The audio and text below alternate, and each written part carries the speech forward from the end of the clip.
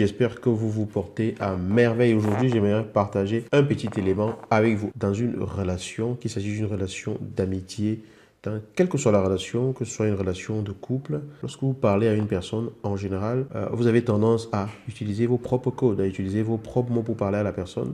Et vous êtes surpris que la personne ne comprenne pas ce que vous vouliez dire.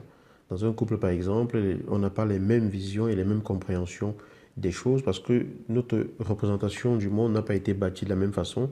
Et parfois, on ne se comprend pas et on ne comprend pas pourquoi on ne se comprend pas. Pour communiquer avec quelqu'un, il faut connaître les codes que comprend cette personne. Il faut connaître les codes que cette personne est capable de comprendre. C'est-à-dire qu'il faut savoir exactement quel code utiliser pour contacter cette personne, pour entrer en contact avec cette personne véritablement et passer le message que l'on a à passer. Par exemple, lorsque vous téléphonez à une personne, vous ne prenez pas votre propre téléphone et pour composer votre propre numéro en espérant joindre la personne.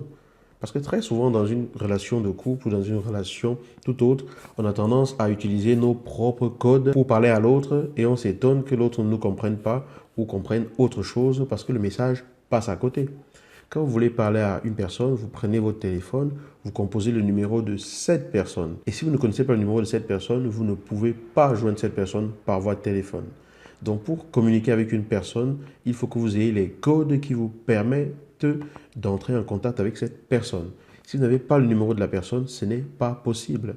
Maintenant, si on prend cette métaphore et qu'on la transpose dans le couple ou dans toute autre relation, il est important lorsque vous discutez avec une personne ou lorsque vous êtes dans une situation d'incompréhension, enfin bref, pour toute communication, de savoir quels sont les codes de cette personne.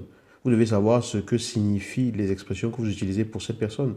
C'est pour cela que il est important de reformuler lorsque la personne vous dit quelque chose lors d'une conversation, surtout lorsque les conversations sont délicates, de reformuler en disant si je comprends bien ce que tu veux dire par là, c'est que. Et vous formulez tel que vous avez compris pour que la personne acquiesce ou alors vous dise non, tu n'as pas bien compris. C'est comme cela qu'on comprend et qu'on décode les codes de l'autre. Que ce soit le langage verbal ou le langage non verbal, on peut se tromper comme ça. Et c'est en communiquant avec l'autre, en s'exprimant et en faisant comprendre à l'autre le sens véritable de ce qu'on veut dire, qu'on arrive à comprendre et à mieux communiquer avec la personne. Alors, quels sont les codes de vos interlocuteurs? Quels sont les codes de votre partenaire? Est-ce que vous connaissez les numéros auxquels les contacter? Est-ce que vous connaissez les canaux auxquels contacter ces personnes? Est-ce que vous connaissez la signification que ces personnes donnent aux différentes expressions que vous utilisez? Ça, c'est exactement une base fondamentale pour une communication beaucoup plus efficace.